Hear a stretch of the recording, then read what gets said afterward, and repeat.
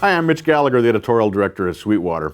I'm also the author of a book called Guitar Tone, and for the past few years at Sweetwater's Gear Fest, I've presented a seminar on that book that covers things about the different materials that guitars are made of, the construction of guitars, amplifiers, types of effects, and also a bit about how different players create their tones.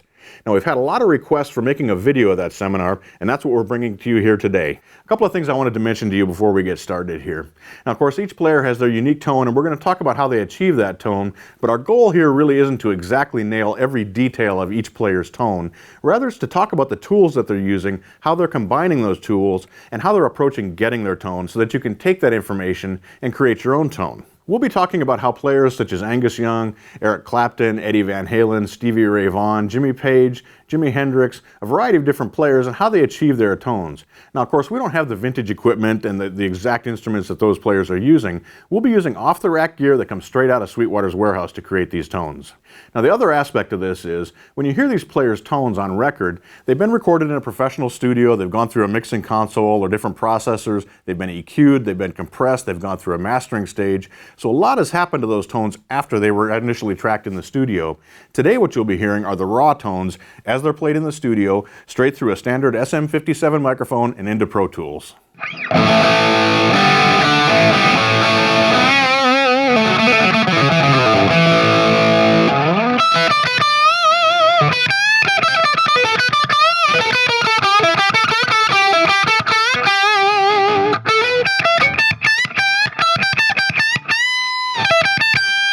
Let's begin with a very straight-ahead example of a guitar player creating a tone using simple tools. We'll start with Angus Young from AC/DC. Now, Angus uses basically a guitar plugged straight into an amplifier, but the amp and the guitar that he chooses are very important to the sound that he achieves. Angus plays a Gibson SG. This happens to be an Angus Young signature model from Gibson, so it's very similar to what he's using. Now, this is an all-mahogany guitar. Mahogany is a fairly dark-sounding wood. It has a lot of mid-range, a nice resonance to it, some thump on the bottom end that really gives him a fat tone when he's playing those chords, those chunky chords that he's known for, and also fattens up his lead tone as well. His guitars tend to have PAF-style pickups, so they're not very high-output pickups. Now, the interesting thing about PAFs is they are a humbucking pickup, but they're really designed to be a humbucking version or a noise-free version of a P90, which is a fairly bright-sounding pickup. I think most people think of PAFs and they think of a warm, round tone, but in fact, a PAF is a fairly bright pickup. So combined with our mahogany body here, which has a little bit darker sound, a somewhat brighter pickup that still has a gutsy tone to it, we're getting a nice fat sound out of the guitar. Now, Angus runs his guitar straight into his amplifier. Typically, he plays a Marshall. What we have here is a reissue of a Plexi Marshall, which would be a late 60s, early 70s, mostly late 60s Marshall. Now, the interesting thing about these Marshalls is the distortion doesn't tend to come from the front end of the amp. It tends to come from the back end. There's two sections in an amplifier. There's a preamp section and a power amp section. In a lot of modern amps, the distortion is created in the preamp section and then made louder by the power amp section. With an amp like this, the distortion tends to be driven from a bit of signal in the front end that really pushes that output hard and causes those power amp tubes to go into distortion, which is a different sound. A little bit more dynamic sound, a little chunkier sound, not as fizzy, not as fuzzy, and definitely not as compressed. Now, the trade-off for that is there's no master volume here, so these amps are very loud. So controlling that volume gets to be the issue with these. But in order to get that tone that somebody like Angus is using, you really need to get an amp that you can open up and have those power tubes start to work for you. The other part of the equation is the speaker cabinet. Marshall amps, of course, are known to be matched with 4x12 cabinets. There's four 12-inch speakers inside this cabinet. These are greenback speakers that are in here. And they have actually a little heavier grill cloth on this particular cabinet, which is the way that the vintage cabinets were made. And that tends to absorb a little bit of the high end. Now, when you first get an amp that's equipped with greenback speakers, it tends to be fairly bright sounding. Those speakers will break in, they'll round out. You get a nice chunky mid-range. Full sound out of those, a little bit warmer sound, and very dynamic. They're low wattage speakers, so as you push them harder, the speaker will start to contribute a little bit of distortion to that tone as well. Now, I think a mistake a lot of people make when they're talking about somebody like Angus Young is they try to use too much distortion. Angus's tone is actually pretty clean, and a lot of the players will talk about their tone is cleaner than you think it might be. He's not pushing things very hard. In fact, the way I have the amp set here is basically the tone controls. We've got a bass, mid, treble, and a presence control. Those are all set to about 7, so they're all kind of contributing. But in a Marshall amplifier, the tone stack isn't a dramatic tool. You know, you can turn the tone up and down in a Marshall. It isn't going to make a huge difference the way it is on some other amps. It's really just for kind of gently shaping and for really kind of tailoring the tone to the way that you want it to be. The volume control, actually, we're only pushing to about 4, so we're not pushing that very hard. But with an amp like this, where we're not generating the distortion in the preamp section, they really only get so loud. What happens is, as you turn it up, those power tubes will start to distort, and they won't really get much louder beyond that point. So once the amp starts to break up, there's not a lot of volume left. We're already pretty loud. So at 4, this amp is about as loud as it goes. It'll get a little bit louder, but what will happen as you turn it up from this point is the amp will get more distorted. Now, a plexi amp like this actually has 2 input channels. There's the normal input channel and the high treble channel. In some cases, which we'll talk about later, you jumper those channels together to get the tone from both of them, but it's a very different sound, and I'll demonstrate that for you in just a second. What we're plugged into for Angus's tone is into the high channel, which is a little bit brighter sounding. Let me give you an example of the tone that we're talking about here.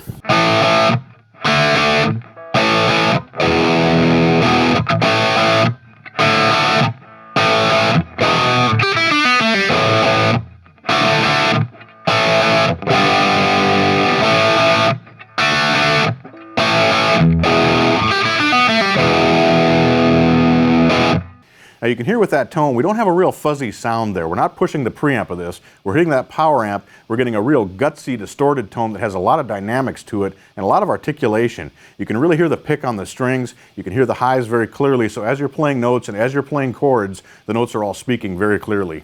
Now let me give you an example of what it sounds like when we switch over to the normal channel so you can hear the difference in the tone. Again, this is our sound when we're using the high channel or the bright channel. Now we'll move to the normal channel.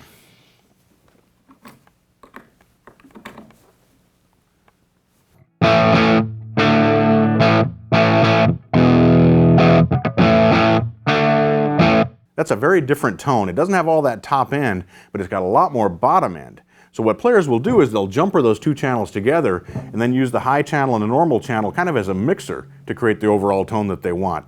But again, with somebody like Angus, he's going straight into the high channel and getting that brighter tone.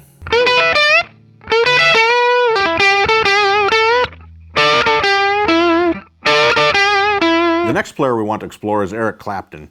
Now Eric has had a number of different tonal periods in his career, in my opinion. He started out with John Mayall and the Blues Breakers, then went into Cream, and then had a period when he was in Blind Faith, Derek and the Dominoes. Then in the 80s he was doing a much more processed, high gain tone, and now lately he's returned more to a pure guitar into amp kind of tone, and we'll look at several of those different periods. Let's begin with the Blues Breakers period. For the Blues Breakers, Eric used a very simple setup. He was playing a vintage Les Paul. Of course, it wasn't vintage at that time. It was fairly new, but it was a late 50s, early 60s Les Paul.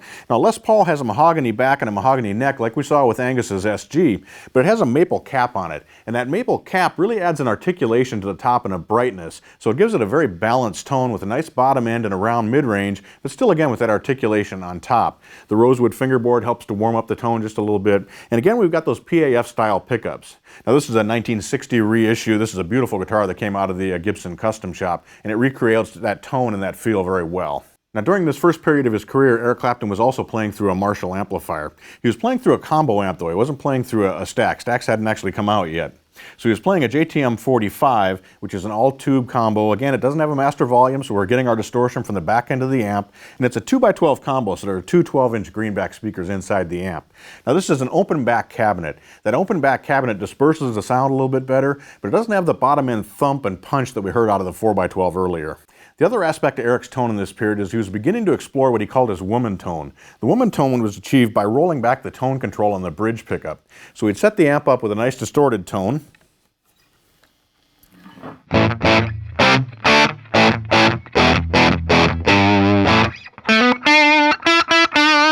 Then he'd roll back the tone control to tame that high end, give a little bit more mid-range focus to the sound. I'm not going to roll the tone control completely off. With the setup that I have here in the studio, I'm going to roll it back to about 4 on the tone control knob, and that seems to be achieving that sound that I want to hear from this. I've got the volume control on the amp set to about 7, so we aren't maxed out. We're not going for heavy distortion here. We're going for a very dynamic tone with a lot of sustain to it. I've got the bass, the mid, and the treble controls wound all the way up, and I've got the presence on this amp set to about, it's about 75%, so we're not quite pushing that all the way either. I don't want that edgy top end in the sound. I want a nice warm tone. So here's what it sounds like when we roll back that tone control.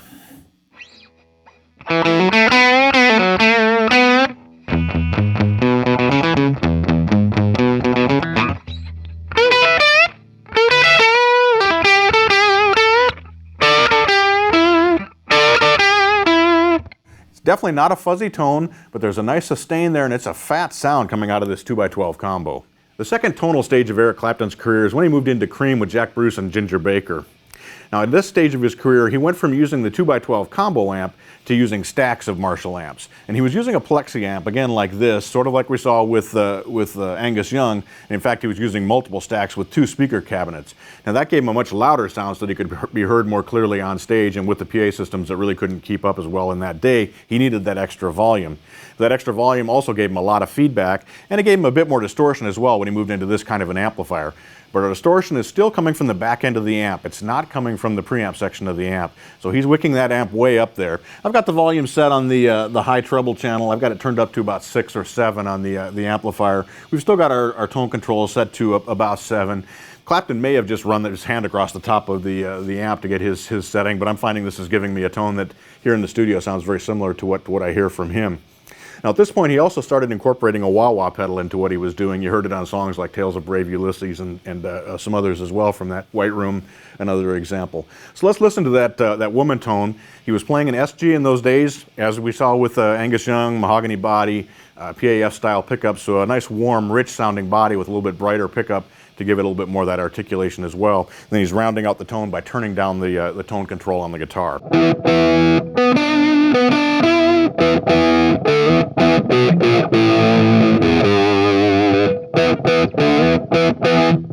So you can hear we've taken a lot of that treble edge off the sound. If we turn the tone control up,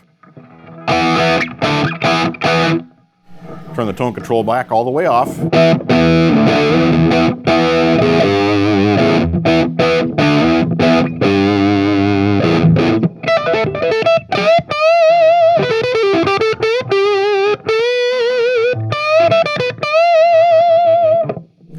so you can hear we've got that real dark top end from rolling off our tone control, and that really brings out the resonance in the mid-range and really makes the guitar sustain and sing very well. Now, when we step on the wah pedal, if we leave the tone control turned all the way down, we're not going to get much effect.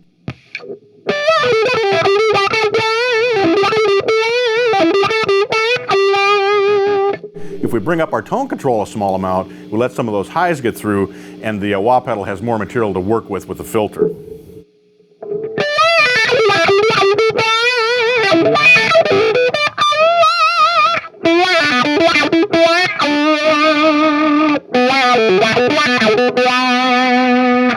After Eric Clapton left Cream, he was looking to take a totally different direction with his guitar playing. He wanted to get away from that Guitar Hero thing and the extended guitar solos. He shifted his tone dramatically as well in this period. He also changed his gear. So he had moved from doing the SG, or actually he played an ES335 for a while, he played a Firebird for a while, and then he shifted into using mainly Fender Stratocasters. The guitar we have here is a Fender Eric Clapton Signature Strat, and it's based on what he likes to play now.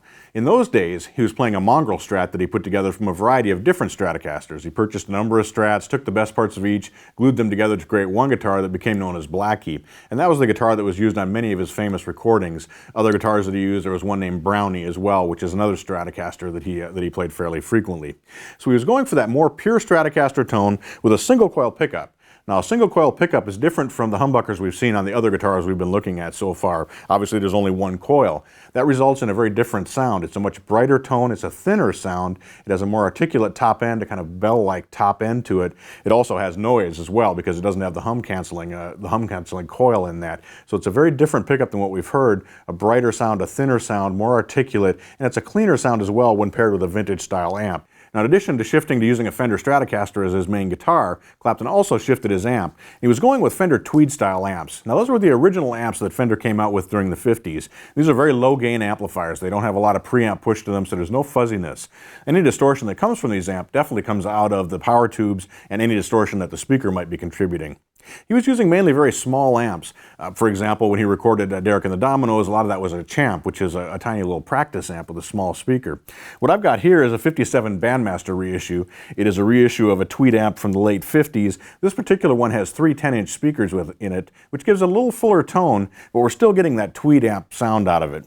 We're not pushing the volume very hard, so we're not getting much distortion. I've actually got the volume set here to about 5.5 out of 12. These amps go to 12. So it's set to about a 5.5 there. My tone control, the treble is about straight up. I've got a little bit of added bass, and the presence control is down to about 25% to warm up that top end. So we're getting a pure tone, a little bit of distortion to that, but a lot of dynamics. Let's listen to what it sounds like.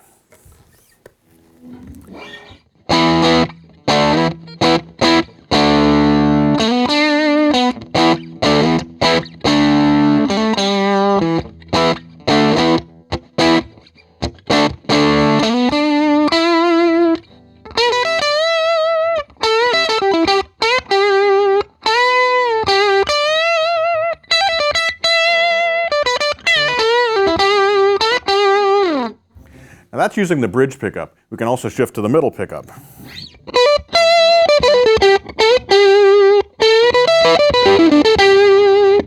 Or the neck pickup. So very different tones are available there.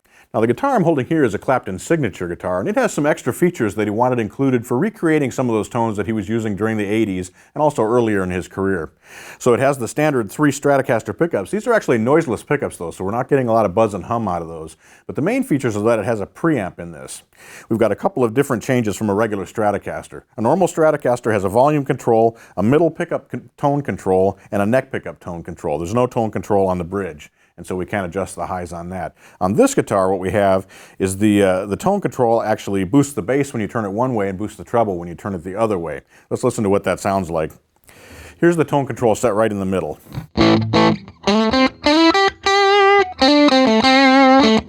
If we turn the tone control down,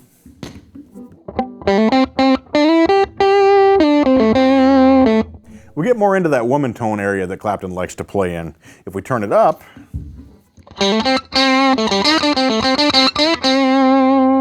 we get those extra bright highs out of the single coil pickup. Now we'll set the tone control to the middle, and we'll use the mid boost control that's down here in the bottom.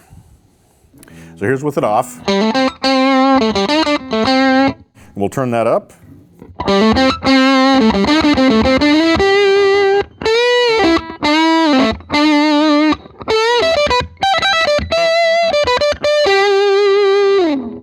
So we get a lot more mid-range. It's more of a humbucker style tone. We're also getting some gain there because we're boosting those frequencies, so a little bit more distortion out of the amp, and we're getting a lot more sustain. It's a nice round tone. So with this guitar, Clapton could cover those heavily saturated sounds with a lot of effects that he was using in the 80s, things like Forever Man and songs like that. Also more traditional Stratocaster style tones by turning down that mid boost and setting the tone control to the middle, so we can cover a wide range of tones with one guitar.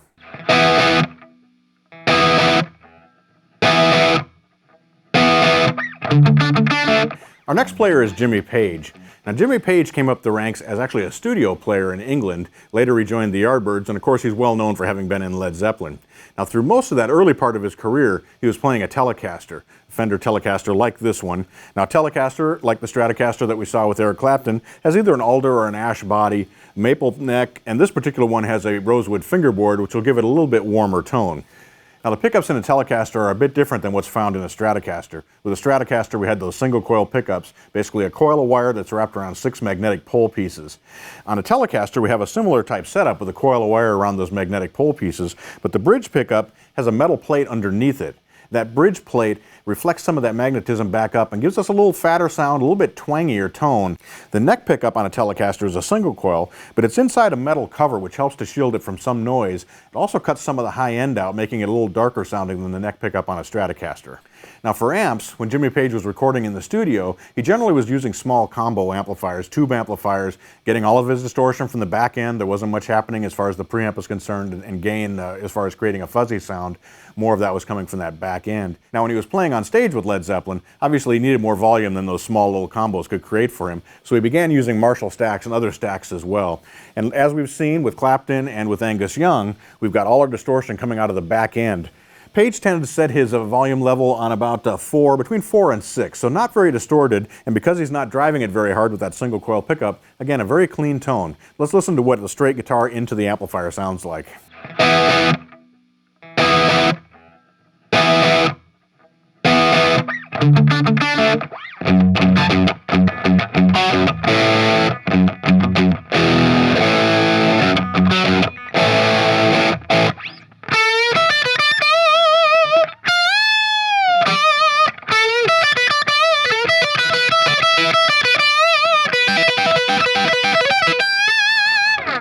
Now Page's sounds tend to be pretty bright when you listen to those, even when he was playing some of his later guitars that he became known for.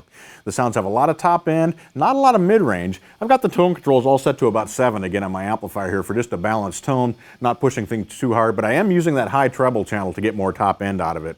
We've got a lot of sustain and a lot of volume, but not a lot of distortion. Page also began incorporating some effects into his sound when he was playing with Zeppelin. He used a Solatone fuzz box to give him a real smooth, creamy kind of tone. He also was using a tape echo. Now a tape echo creates a very particular sound because that tape degrades the signal as it echoes back. So that the delays tend to get a little darker, a little bit more distorted as each delay repeats. And that's a very distinctive sound. The other thing with the tape echo is the tape echoes in those days had a tube front end, and Page is able to use that as a little extra gain stage to push his amp just a little bit harder. Now the big mistake that I hear when people are creating tones from Jimmy Page is they go for way too much distortion. If you listen back to those tracks, they're actually very clean. There's not a lot of distortion there, but by the time he had layered 3 or 4 guitars together, he was getting a very big sound, even though he was playing a single coil Telecaster. Now when we incorporate effects, things start to change a little bit. For example, in Dazed and Confused, he started incorporating the wah pedal, started adding a little bit of the tape echo in there as well. So you got these type of effects. We'll turn on the tape echo.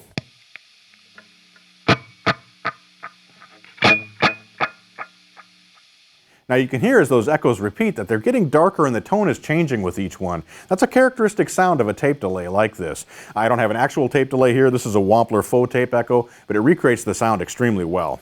Now the wah pedal in Jimmy Page's case was used both as kind of a tone shaping device and also for those traditional wah effects. So you could do things like this.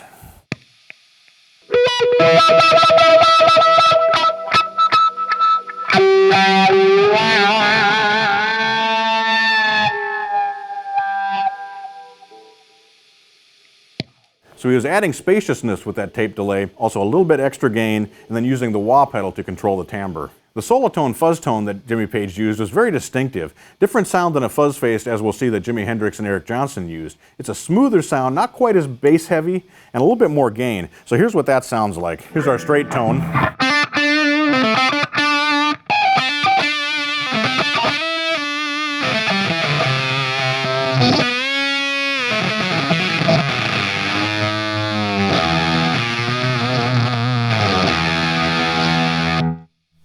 It's a nice fat sound with good articulation. We have a tone control there, but it's still a fairly dark sound for a fuzz box, and it adds a ton of sustain and gain when you're using it with a single coil guitar like this Telecaster. Later in his career, Jimmy Page became known for playing Les Paul standard guitars. The guitars he was playing tended to be from the late 50s or right up to about 1960. It's a very different sound from what he had with the Telecaster, but he was looking for a bigger sound with more sustain on stage. So just as a reminder, here's what our Telecaster sounds like.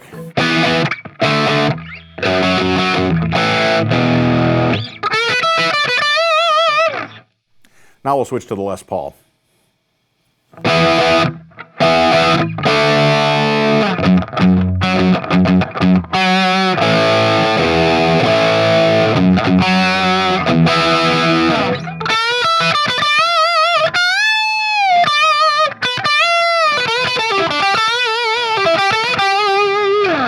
So with the Les Paul, we're getting a different kind of a tone. We've got a gutsier mid-range to this. There's more low mids, a little bit fuller upper mids as well. Not quite as much top end, so not quite as bright. However, we do have those PAF-style humbucking pickups, which are fairly bright for humbucking pickups, so we still have good articulation and good top end, and tons of sustain, of course, with a guitar like this. It's driving the amp just a little bit harder, so it's a little bit more distorted. So it's a fuller sound that Jimmy really wanted to hear when he was on stage, trying to project out into the audience.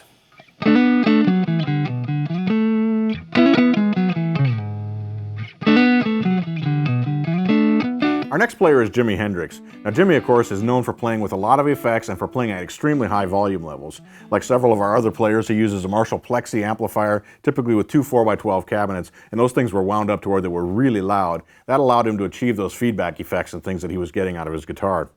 Speaking of guitars, Hendrix is most closely associated with the Stratocaster, Fender Stratocaster. He also played a Flying V and some other instruments, but typically a Stratocaster is what we think of when we think of Hendrix. Now the difference between the Strats that Hendrix played and that Clapton played is Clapton actually blocked the vibrato inside his guitar. So as opposed to having a floating bridge, he pulled the bridge all the way back and slid a piece of wood in there to block that. That gave him a little extra sustain, a little fatter sound. Hendrix wanted that bridge to float so that he could do all those whammy effects. Jimmy's signal path goes from his Stratocaster into a fuzz face fuzz box, into a wah pedal, into an octave fuzz, which creates both a fuzz box effect as well as an octave up effect that's added in there, and we'll hear that in a second. And then later in his career, he began using a univibe. We're recreating that effect using a full-tone Deja vibe here. So let's listen to the straight sound of a Stratocaster into a Marshall like this.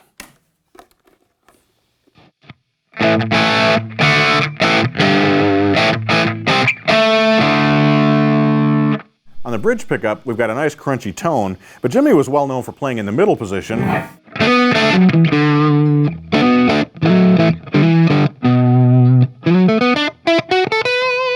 as well as the neck position.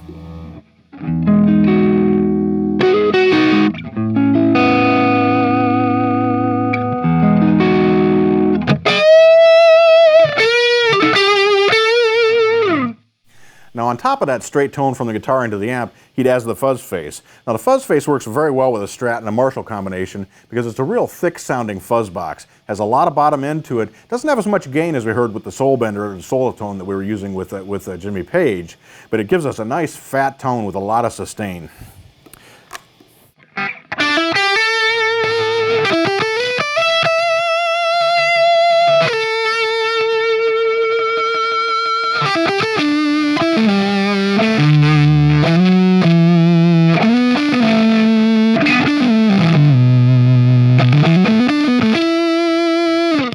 One of the interesting things about Jimmy's signal path is that his fuzz face actually comes before his wah pedal. Most players would put things the other way. And there's a couple reasons why he did that. Number one, there can be some interaction with the pedals as far as creating squealing because of the buffers that are in those two pedals, especially with vintage pedals. Not as much of an issue with modern fuzz pedals and wah pedals. But the big reason he did that is because that fuzz box adds a lot of extra harmonic material, and that gives the filter and the wah a lot to work with, so you get a much more dramatic wah effect. If you put the fuzz after the wah, the effect isn't quite as dramatic because the fuzz is absorbing some of that filter sweep. Let me show you what I mean. We'll run the fuzz box into the wah pedal and you'll hear how dramatic that effect is. Here's our straight wah pedal into the amp.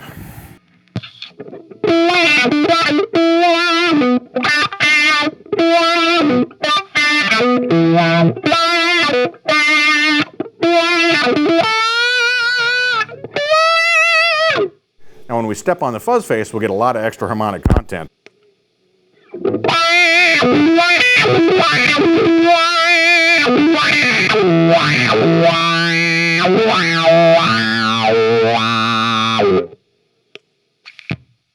So when you're putting together your signal path, you should experiment with running it both ways. You may like a distortion before your wah, you may like it after better.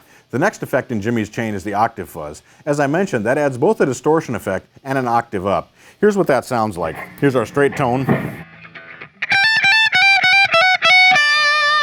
And with the octave fuzz.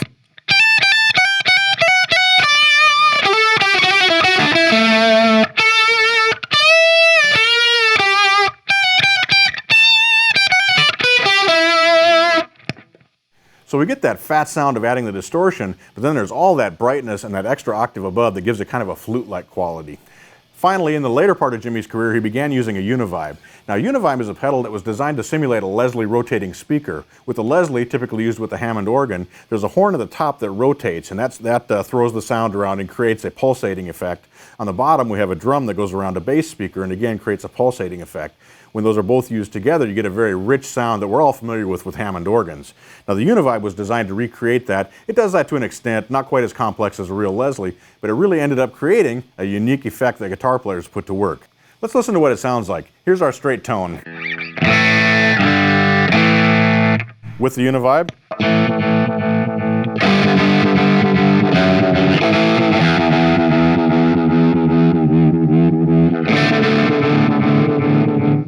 So it's a pulsating, swirling kind of effect. Actually, I'm going to turn the intensity down just a little bit.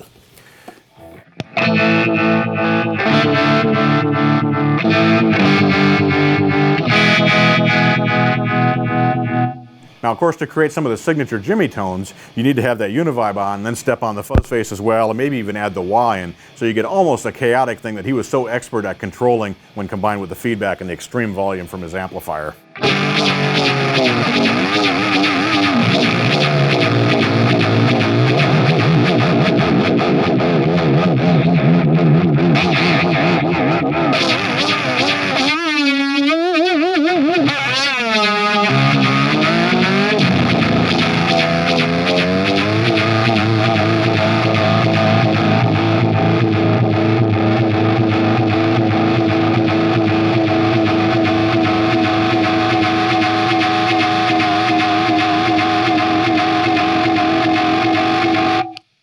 On the other end of the spectrum, Jimi was well known for his clean sounds as well, and those are very distinctive. They take advantage of that bell-like sound of the single coil pickups in the Stratocaster. Now, he would achieve that either by turning his amp down in the studio or on stage by manipulating the controls on his guitar.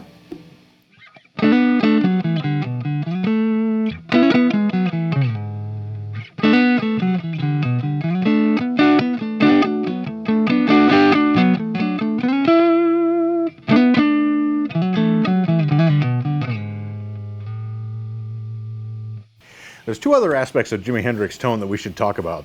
Number one is this cable. I've substituted in a coily cable, which is the type that Jimi was often seen using.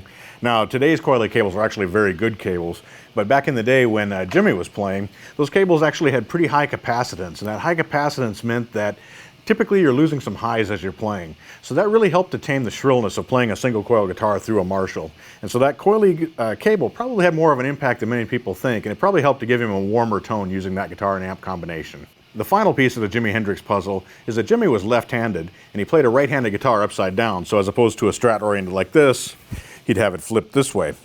And of course he'd restring so that the low string was on top and the high string was on the bottom, as you would normally have the guitar. Now that did a couple of things. First of all, it changes the string length on the headstock. So as it is here, the low E string has the shortest string length and the high E string has the longest. When you flip it over and restring it, then we've got the longest string length on the low E string and the shortest string length on the high. And that does change the tone to a certain extent. It also changes the sustain characteristics and the tension on those strings. And so it does affect it just a little bit. But a bigger thing is that the orientation of the lead pickup changes. So the bridge pickup on a regular Stratocaster is farther away from the bridge on the bass side than it is on the treble side. And that gives you a little bit darker sound on those bass strings and a little bit brighter sound on the high strings. When you flip it over, as Jimi played it, you have that brighter, twangier sound on the bass strings and a little bit deeper, warmer sound on the high strings. So that just does change that tonal balance when you're using the bridge pickup.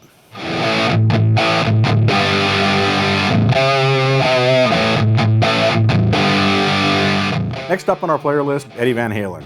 Now, Eddie really revolutionized the sound of rock guitar when the first Van Halen album came out in the late 70s. At the time, he was playing a Stratocaster-shaped guitar that he put together himself, and he'd routed that guitar out so he could put a PAF humbucker in the bridge. That was the only pickup on the guitar, and it only had a single volume knob as well. There was no tone control. The other interesting thing about the PAF humbucker he installed in that guitar is he put it in at an angle. The bridge spacing on a Stratocaster is different than it is on a Les Paul, say. Actually, the Stratocaster has a little bit wider string spacing. In order to get the strings to line up with the pole pieces on the pickup, he canted the pickup at an angle so that the high E string would hit one pole piece and the low E string would hit another pole piece. And of course that changed the tone just a little bit. It changed the way that the strings were sensed by the pickup, gave it a little bit fatter sound, different than you'd have with a straight-on pickup in a Les Paul. There have been a lot of stories and rumors about the amplifiers that Eddie was using in those early tours and on those early albums. Basically they were Marshall Superlead Plexis, similar to this 1987X that we had here. And he said in various places that they were modified. Other people have said they weren't modified. He's since said they weren't modified. But one thing is true, and that's that he was running them through a variac. And a variac is a power transformer that plugs into the wall, then the amplifier plugs into that, and it allows you to change the voltage that's feeding the amp. Now back in the day, what Eddie said was he was cranking the variac up to 140 volts or so and watching the tubes melt and some of these different things. Obviously not something you'd recommend for your amplifier. According to most accounts, what Eddie was actually doing with the variac was turning the voltage down, so the amplifier was only seeing 100 volts, maybe 90 volts. What that does is starves the tubes, gives it a little warmer tone, it drops the volume down a little bit, gives it what Eddie calls a brown sound when you crank the amplifier up. To set the amp for a Van Halen sound, one easy way to do it is just to run your hand across the top of the knobs. Basically that sets everything to 10, gives you basically the full-on assault of a Plexi amplifier. Now in this case, I'm finding that it gives me a little bit too much low end when I do that, so I've backed the bass off just a little bit. To me, Eddie's tone is actually cleaner than most people think it is. It isn't as heavily distorted and it's not fuzzy. Again, he's not relying on preamp distortion, he's relying on power amp distortion, which is why the amp has to be cranked up. It's actually a brighter sound than most people think. You think of the brown sound and you think of kind of a dark tone, but if you listen back on those first couple of Van Halen albums, the tone's pretty bright and there's a real bright top end, a lot of articulation, a lot of pick attack in that tone. So let's listen to what this Marshall sounds like with everything wound up. The guitar I'm playing is an EVH signature model. Eddie Van Halen has his own brand of guitars now, and this is one of his signature models. It features a Floyd Rose tailpiece as he uses himself. It also features a PAF style humbucker in the bridge, so it's a nice bright sounding humbucking pickup. Gives us still that meaty tone that Eddie's known for. This one does have a neck pickup on it as well. It's a nice bell-like sounding neck pickup. Interestingly, when Eddie wired this guitar up, the up position is actually the bridge humbucker. Normally on a guitar with a 3-position switch, down is the bridge position, but this is the way that Eddie likes it. It does have volume control, and these do have a tone control, so you do have a bit of flexibility with this guitar.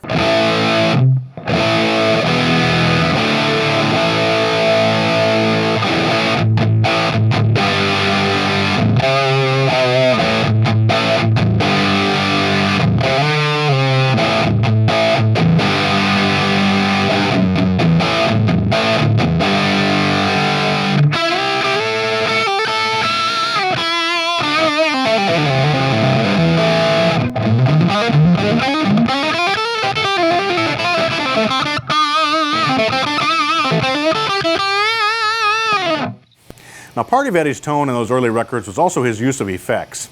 He had an MXR Phase 90 and an MXR flanger, and he had very distinctive tones that he set up on those. The MXR Phase 90 he used during leads to bring out some of the high end and to give it just a little bit of a gain boost. So when we switch that on, you'll hear what I mean. Here's our straight tone.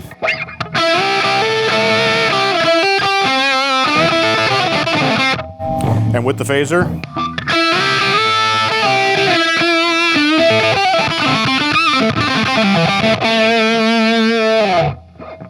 so it gives it a little lift on the high end. It also gives it a little bit of motion, a little bit of extra fatness and boost.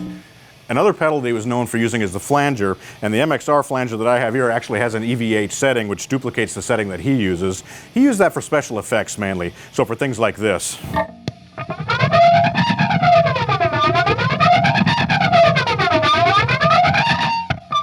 The last effect that Eddie typically used was a tape echo. And as with Jimmy Page, part of using that tape echo was that extra preamp stage that gave him just a little bit of extra boost. So when he wanted delay, he would step on the tape echo and it would also lift his sound just a little bit, give him just a little bit more gain. On the recordings, there's something else you hear on Eddie's guitar tone. They record the guitar dry and put it onto one side of the recording. They pan it off to one side.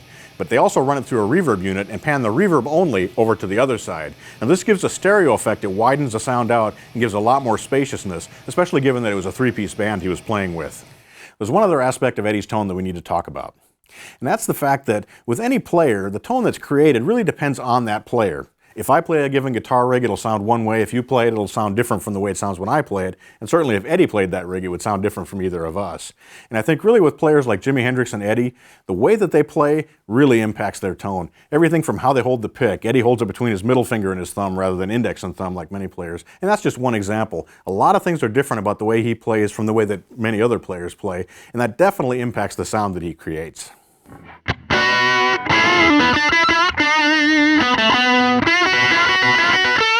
Next on our list is Stevie Ray Vaughan. Now Stevie was known for creating a big tone using a Stratocaster and various amplifiers and just a couple of pedals.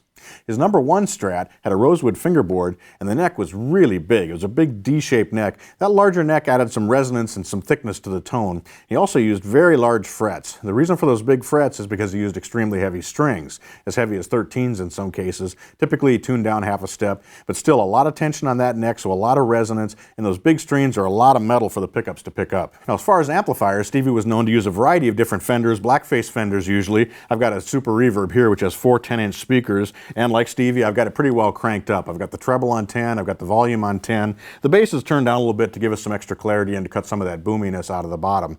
A couple of simple pedals, I've got a wah pedal, and I've got a tube screamer. There were 2 different ways that Stevie used tube screamers, and in fact sometimes he'd use a pair of them. We'll talk about that in just a second. But this is our basic tone. We'll start on the bridge pickup.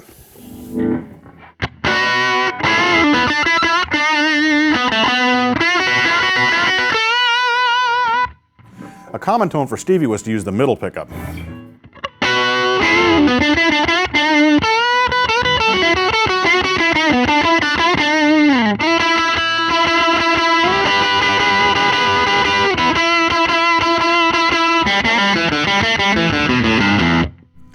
He'd also use the neck pickup quite a bit.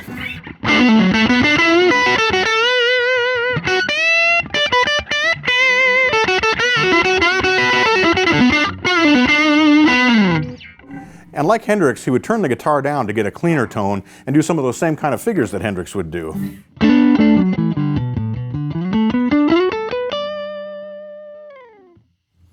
Now this is before he added effects. To get an extra boost, he would use a tube screamer in two ways. First, he would use the tube screamer as basically a boost. He'd turn down the gain level for a clean boost. So he'd set the gain low, turn the level up high, and leave the tone set about to the middle. Let's go back to our middle pickup. Here's our dry sound. Now we'll use the tube screamer as a boost.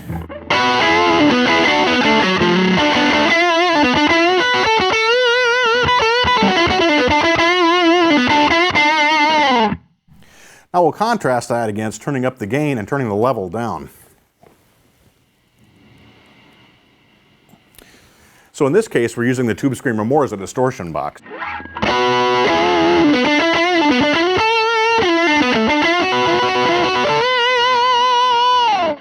So we've got two distinctive tones there along with the clean guitar amp tone, and he would sometimes cascade two tube screamers together to get another distortion tone.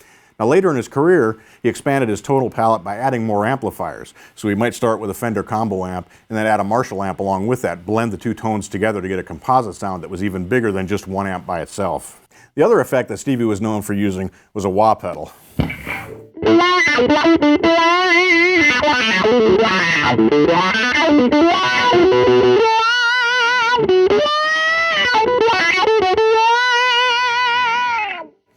When you combine that along with the tube screamers, you have a lot of different tones available. And again, you've got all those sounds coming from the guitar, so really a varied, versatile setup. The other aspect of Stevie's playing is something that I can't emphasize enough, and that's how he played. As with Hendrix and as with Van Halen, he had a unique approach, a really vicious attack on the guitar. If we take this same setup and we play with a gentle attack,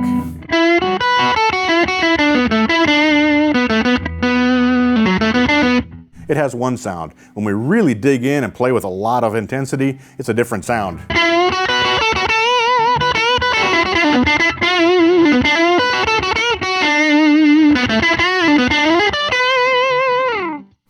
So that hard attack is a big part of Stevie's sound.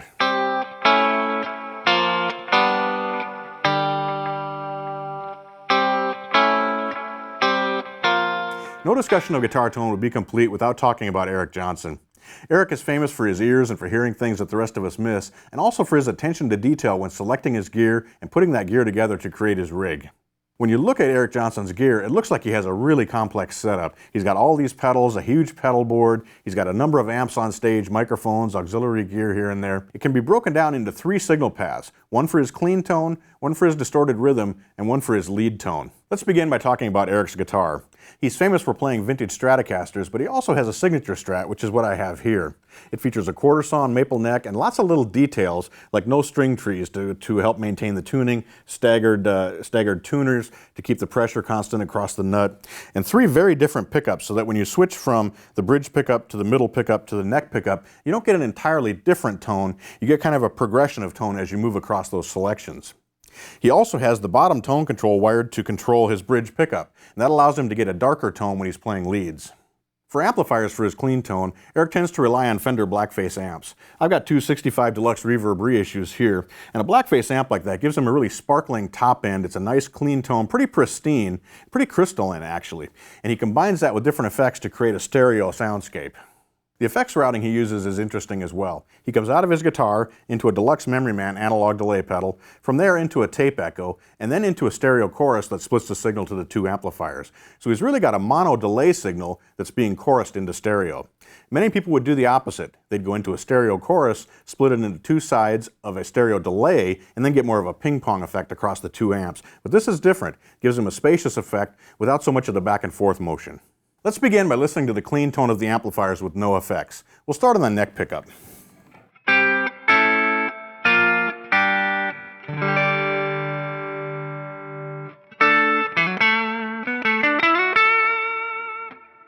Now we'll switch to the middle pickup.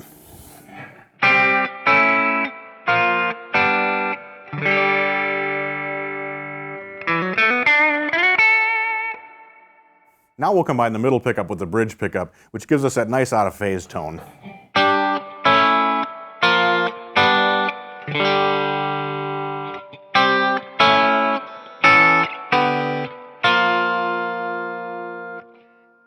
So we have a lot of tonal variety right there with just the guitar and the amps. Now we'll turn the 2 delays on.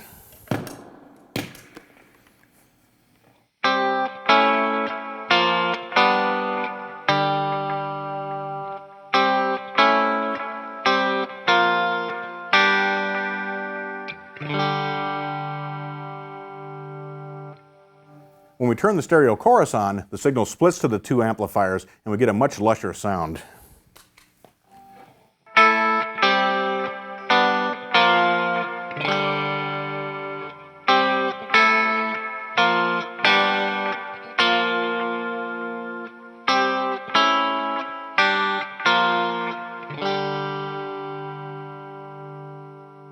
Eric's distorted rhythm guitar tone is likewise actually fairly straightforward. For most of the time, he uses the guitar straight into the amplifier. He does have a fuzz face that's available if he wants to use this sound for playing lead or for a heavier rhythm sound, and he's got a delay pedal that he can drop in if he wants those repeats as well. So here's what the guitar sounds like straight into the amp. Now a key part of this is that tone control on the bridge pickup. I'm going to start with that tone control turned all the way up.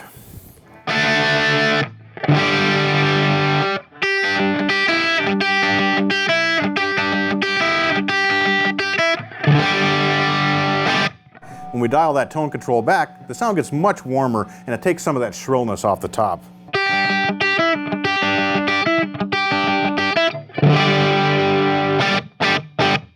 Now when we add delay in, we get a very characteristic Eric Johnson sound.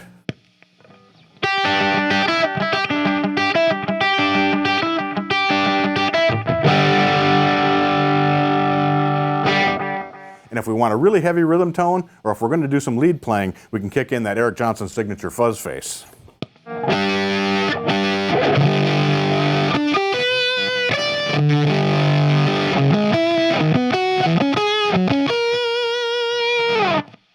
And add the delay in.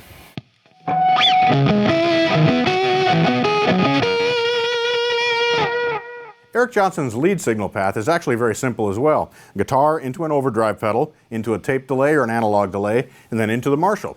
The Marshall's set a little bit dirtier than it is when he's doing his rhythm tones, so we get that smooth singing sound. And a big contributing factor to that is, again, dialing back that bottom tone control, which converts the tone on the bridge pickup from being very bright into a nice round warm tone. So here's what our signal sounds like when we're going from guitar straight into the amplifier. Now we'll turn on the overdrive pedal.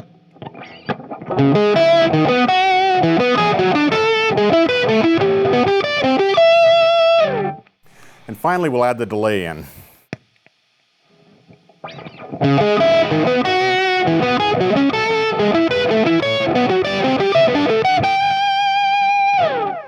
Now the final factor in Eric's guitar tone is that he also uses post effects, and those are effects that are either added front of house or he adds them on stage by miking up his cabinets, running through a mixer, running through effects, and then running through more speakers that are on stage. When he does that, he might add stereo delay, he might add reverb, he might add flange effects, so there are more effects going on as well after the guitar leaves the amplifier. Researching and writing my book, Guitar Tone, Pursuing the Ultimate Guitar Sound, taught me so much about what goes into a guitar tone. And looking at the tones of these classic players has taught me even more and has really helped me in my own journey in finding my own personal guitar sound. I hope that what you've seen in this video will give you a good start toward finding your personal guitar tone. Thanks for joining me for Tones of the Pros. I'm Mitch Gallagher.